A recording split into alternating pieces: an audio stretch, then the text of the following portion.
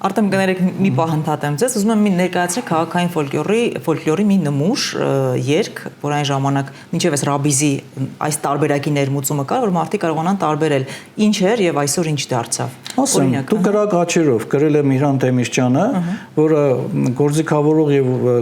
ստեղծագործող էր եւ աշխատում էր Արամ Մերանգուլյանի նվագախմբում ու դա հարեր, բազմաթիվ ստեղծագործություններ ունի եւ ասեմ ավելին, Ռուբեն Մաթեոսյանն էլ երգել է այդ երգը։ Այսինքն այն ժամանակ ցենզուրա կար եւ հետևում էին, պետականորեն հետևում էին, գնում էին ուրեմն ռեստորաններում հատուկ հսկում էին, որ եթե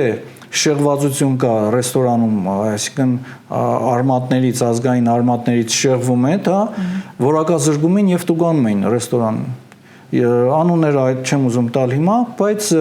այդ հսկողությունը կա։ Հիմա չկա այդ հսկողությունը։ Հիմա եթե նույնիսկ ռեստորանների վրա հսկողություն տնեն, համացանցը արդեն իր սև գործանում է։ Հնդկաստանից, մի խոսքով արևելքի այդ խորքերից, Աֆրիկայից վերցնում են նմուշներ, այս շատ տաղանդավոր գործիքավորողներ են, իդեպ ասեմ։ Այս նմուշները վերցնում են, գործիքավորման մոդելն են վերցնում, Քրդստանից շատ են վերցնում, Քրդստան ալիքա, այնտեղ մոդուլներ ամբողջովին վերցնում, վարպետորեն գործիքավորում, տեղադրում են այդ բառերի, հայկական բառերի վրա,